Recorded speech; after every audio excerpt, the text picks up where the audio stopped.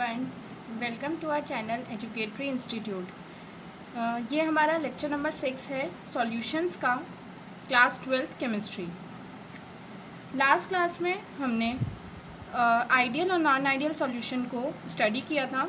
इस केस में हम एजियोट्रॉप्स और कॉलिगेटिव प्रॉपर्टीज़, जो सॉल्यूशन में सबसे ज़्यादा इम्पॉर्टेंट पॉइंट है, चाहे वो बोर्ड्स हो या आपका नीट या IIT हो, सब केसेस में कॉलिगेटिव प्रॉपर्टीज़ और एजियोट्रॉप्स बहुत ज़्यादा इम्पॉर्टेंट है, राइट। सबसे पहले आप ये समझिए एजियोट्रॉप्स होता क्या है। एजियोट्रॉप्स क्या होता है, ये नॉन आइडियल सॉल्यूशन के केस में हम स्टडी करेंगे। Ideal solution do not forms azeotropic mixture.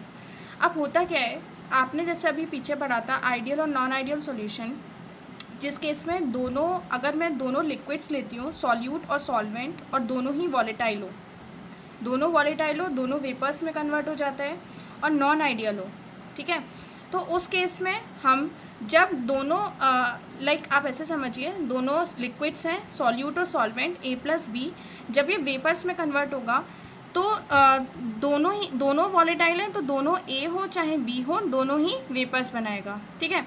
तो एजियोट्रॉपिक मिक्सचर क्या होता है बच्चा, वो एक पॉइंट होता है, या ऐसा समझिए वो एक कंसंट्रेशन होती है, जिस कंसंट्रेशन पे A हो चाहे B हो, दोनों की कंसंट्रेशन वेपर फेस में और सॉल्यूशन में बराबर होती है। मतलब A का मोल फ्रैक्शन एजियोट्रॉपिक मिक्सचर के केस में A का जो मोल फ्रैक्शन वेपर में होगा, वही मोल फ्रैक्शन उसका सॉल्यूशन में होगा। सिमिलरली फॉर B का मोल फ्रैक्शन जो वेपर्स में होगा, वही सॉल्यूशन में होगा, ठीक है। तो एक कंसंट्रेशन होती है, तो आप कुछ प्रॉपर्टीज़ हैं एजियोट्रॉपिक मिक्सचर की, अगर वो फॉलो होती हैं तब उस मिक्सचर को हम एजियोट्रॉपिक मिक्सचर बोलते हैं, ठीक है।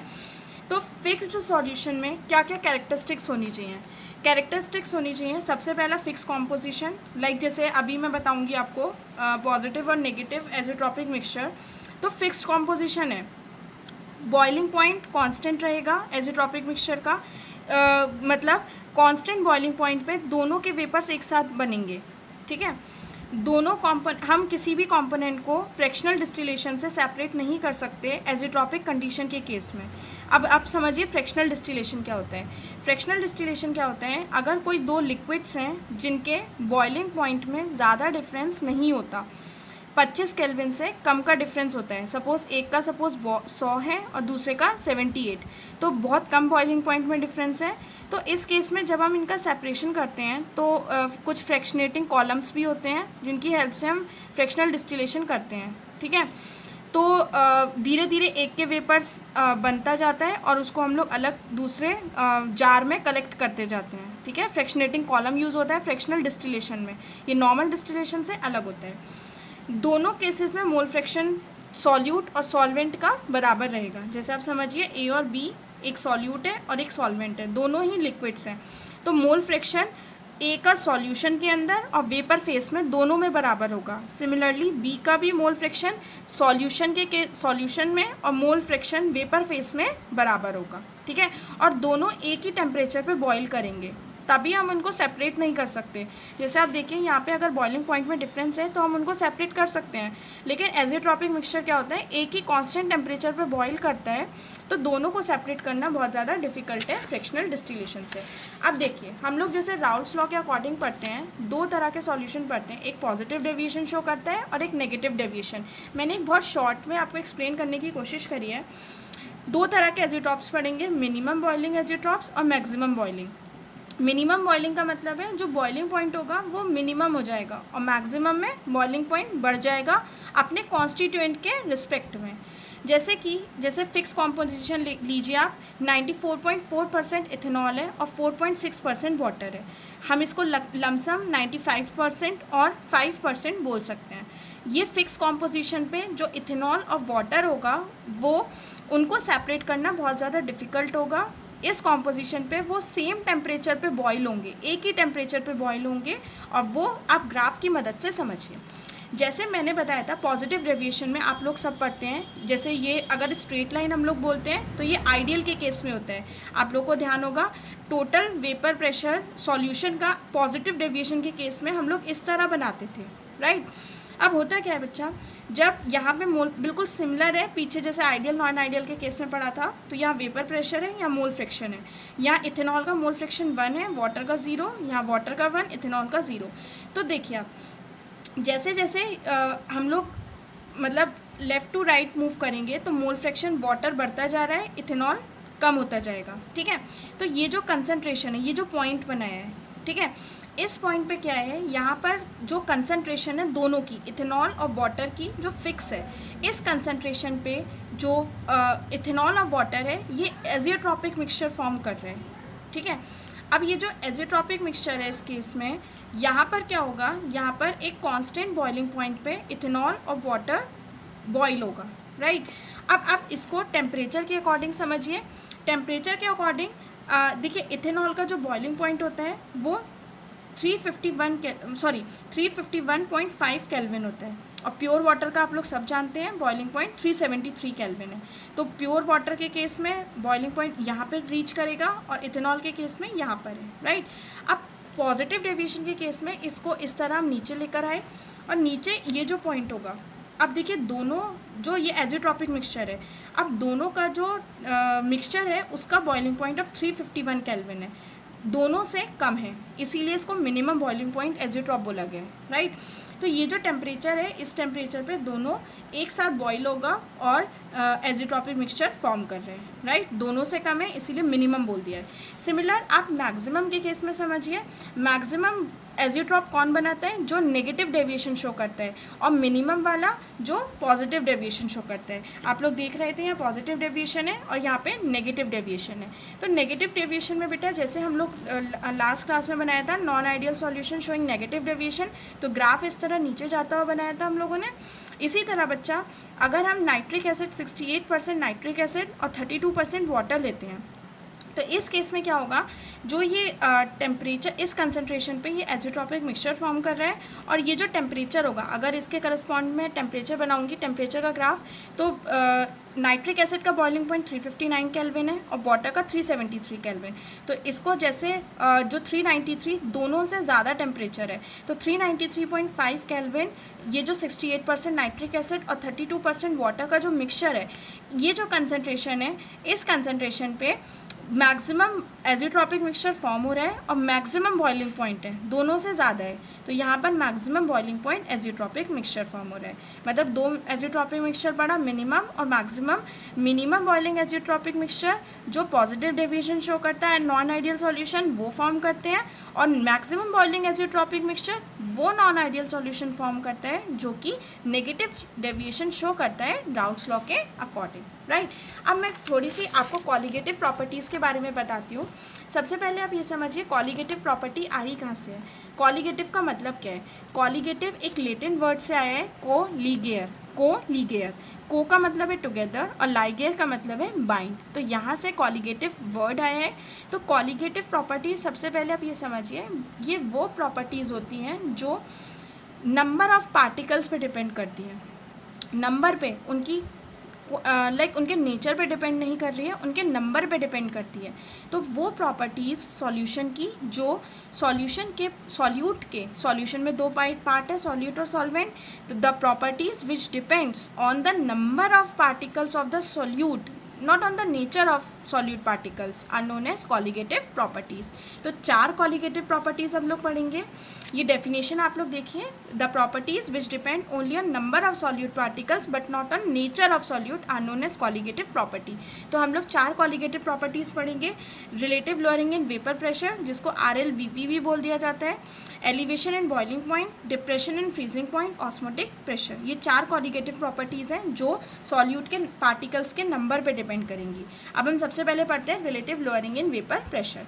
तो ये जो relative lowering in vapour pressure है, आप लोग सब जानते हैं कि जब हम सॉल्वेंट में अगर हम किसी सॉल्यूट को ऐड करते हैं जो नॉन वॉलेटाइल है ना, नॉन वॉलेटाइल मतलब जो वेपर्स में कन्वर्ट नहीं हो सकता।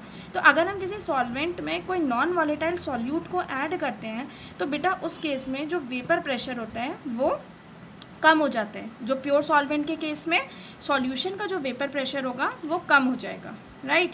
तो हमने क्या लिया, सॉल्वेंट। ए को हम सॉल्वेंट से रिप्रेजेंट कर रहे हैं और बी जो है सॉल्यूट है, और जो सॉल्यूट है वो नॉन वॉलेटाइल है, राइट। तो एक्स ए सॉल्वेंट का मोल फ्रैक्शन है, X B mole fraction solute का, P naught A pure solvent का वेपर प्रेशर और पी सॉल्यूशन का। अब इस केस में जो वेपर प्रेशर सॉल्यूशन का होगा वो सॉल्वेंट का ही है, क्योंकि इस केस में सॉल्यूट तो नॉन वॉलेटाइल है, तो vapour pressure of solution solvent के वेपर प्रेशर के इक्वल है। हम लोगों ने राउल्ट्स लॉ में पढ़ा था P A equal to P naught A X A, इसको हम पी टोटल प्रेशर भी बोल सकते हैं, क्योंकि टोटल प्रेशर ही सॉल्यूशन का प्रेशर सॉल्वेंट का ही है। तो P equal to P A equal to P naught A X A, right. अब इसके बाद क्या था,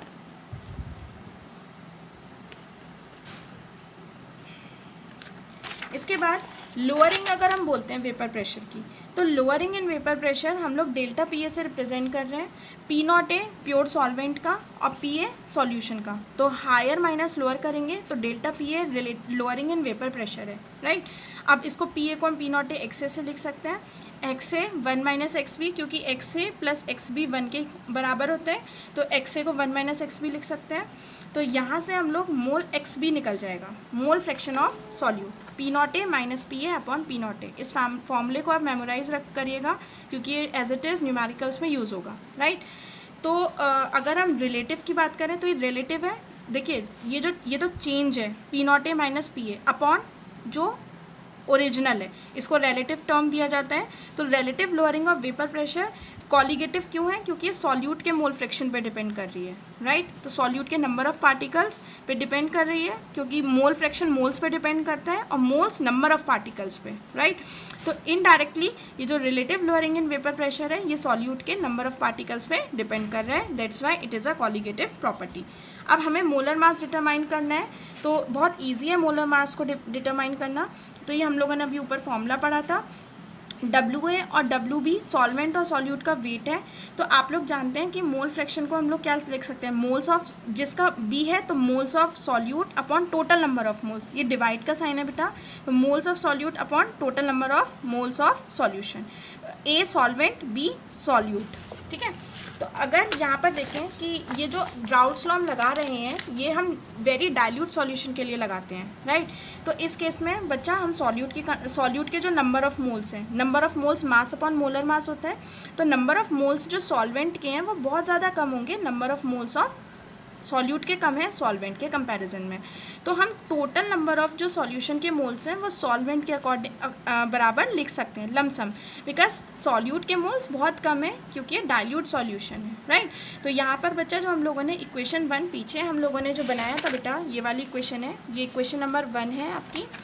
तो ये वाली जो इक्वेशन नंबर 1 है यहाँ पर आप लोग क्या करेंगे, ये जो टोटल नंबर ऑफ मोल्स हैं यहाँ पे हम सॉल्वेंट के मोल्स के बराबर लिख सकते हैं, क्योंकि सॉल्यूट के मोल्स हमने क्या करा है बेटा, नेग्लेक्ट किया है, राइट। तो यहाँ पर बच्चा हम लोगों ने क्या करा, सॉल्वेंट के मोल्स डिनोमिनेटर से हटा दिया और इस तरह इसको चेंज किया। अब यहाँ से देखिए आप फॉर्मूले को ऑर्गेनाइज करिए, तो यहाँ पे MB आ जाएगा, molar mass of solute, right. तो यहाँ से molar mass of solute calculate कर सकते हैं हम लोग relative lowering in vapour pressure के फॉर्मूले से। अब एक क्वेश्चन है इसका, at 298 kelvin vapour pressure of water, vapour pressure water का इतना है, vapour pressure at the same temperature over 5% aqua solution of urea. तो यूरिया का सॉल्यूशन बना है 5%, मतलब 5 gram urea in 100 gram of solution, right. पानी का वेपर प्रेशर गिवन है, मतलब P0A। तो बहुत ईजी है फॉर्मूला, आप अभी पीछे पढ़ा था। तो बेटा यहाँ पर A और B माना करिए आप, A को सपोज सॉल्वेंट माना, B को सॉल्यूट। तो 5 gram urea in 95 gram water या फिर 100 ग्राम सॉल्यूशन। B का मोलर मास गिवन है, यूरिया का मोलर मास 60 है फॉर्मूला, और 18 ग्राम पानी का मोलर मास है, ठीक है। तो इस तरह बस हमने सीधे फॉर्मूले में पुट करा है जो अभी फॉर्मूला हम लोगों ने पीछे पढ़ा था। तो यहाँ से सॉल्यूशन का वेपर प्रेशर यहाँ से कैलकुलेट हो जाएगा। सॉल्वेंट का गिवन था क्वेश्चन में ये वाला 23.75, तो यहाँ से हमारा सॉल्यूशन का वेपर प्रेशर कैलकुलेट हुआ। अब सेकेंड कॉलिगेटिव प्रॉपर्टी है एलिवेशन इन बॉइलिंग पॉइंट। तो हम जैसे ही सॉल्वेंट के अंदर सॉल्यूट को ऐड करते हैं, तो सॉल्वेंट के अंदर जैसे ही हम सॉल्यूट को ऐड करते हैं तो जो वेपर प्रेशर होता है वो कम हो जाता है सॉल्यूट के ऐड करने से, राइट। क्योंकि जब उसके सरफेस पे पार्टिकल्स सॉल्यूट के आ जाते हैं तो वो पूरी तरह से सॉल्वेंट के पार्टिकल्स को वेपर्स में कन्वर्ट होना नहीं देता है, राइट। तो सरफेस पे आने की वजह से सॉल्यूट के पार्टिकल्स के जो बॉइलिंग पॉइंट है वो बढ़ जाता है, क्योंकि अब हमें और ज़्यादा टेम्परेचर देना पड़ेगा ताकि उसका जो वेपर प्रेशर है वो एटमॉस्फेरिक प्रेशर के बराबर आ सके। अब एलिवेशन एंड बॉइलिंग पॉइंट में हम लोग देखेंगे, boiling point of a liquid is the temperature. Boiling point क्या टेम्परेचर होता है? Boiling point is the liquid is the temperature at which its vapour pressure becomes equal to atmospheric pressure. Vapour pressure जब atmospheric pressure के बराबर हो जाता है तब वो टेम्परेचर बॉइलिंग पॉइंट कहलाता है, राइट। तो सॉल्यूशन का आप लोग सॉल्यूट के ऐड करने से बॉइलिंग पॉइंट क्या होगा? बढ़ जाएगा। तो इस केस में एलिवेशन, सपोज एलिवेशन बोला है कितने का? बड़ा। आप ये ग्राफ से समझिए। सपोज एक सॉल्यूशन है, ये ए टू बी एक सॉल्वेंट है, प्योर सॉल्वेंट। ये सॉल्वेंट के केस में है और ये वाला जो सी डी ग्राफ है ये सॉल्यूशन के केस में, राइट। तो ए से बी जब हम मूव कर रहे हैं तो टेम्परेचर बढ़ाएंगे तो बॉयल होना स्टार्ट होगा, प्रेशर भी बढ़ता जाएगा। जब इस केस में जब टोटल वेपर प्रेशर 1 atm हो जाएगा, इस केस में सब्सटेंस या फिर जो सॉल्वेंट है वो बॉयल होना स्टार्ट होगा। अब सॉल्यूशन के केस में आप जानते हैं वेपर प्रेशर कम हो गया तो हम ए से सी पर आ गए। अब यहाँ पे वेपर प्रेशर ड्रॉप हो गया सॉल्यूट के ऐड करने से। अब हम इसको जब आगे बढ़ाएंगे, टेम्परेचर बढ़ाएंगे तो वेपर प्रेशर बढ़ेगा, राइट।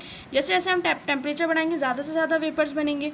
अब 1 atm आने के लिए आप देख रहे हैं बॉइलिंग पॉइंट अब ज़्यादा लग रहा है। पहले जब प्योर सॉल्वेंट था तो T0B था बॉइलिंग पॉइंट, लेकिन जब हमने सॉल्यूट ऐड कर दिया तो इस केस में बॉइलिंग पॉइंट अब TB बन गया, राइट। तो ये जो डिफरेंस है T0B minus TB, this is elevation in boiling point. ये वाला T0 जो डिफरेंस है T0B माइनस TB, ये जो डिफरेंस है this is elevation in boiling point. अब ये जो एलिवेशन इन बॉइलिंग पॉइंट है बेटा, ये डिपेंड करता है कि कितना सॉल्यूट की कंसनट्रेशन है। अगर ज़्यादा सॉल्यूट प्रेजेंट होगा तो बॉइलिंग पॉइंट में जो एलिवेशन है वो ज़्यादा होगा, लेकिन अगर सॉल्यूट कम है तो बॉइलिंग पॉइंट में जो एलिवेशन है वो कम होगा, राइट।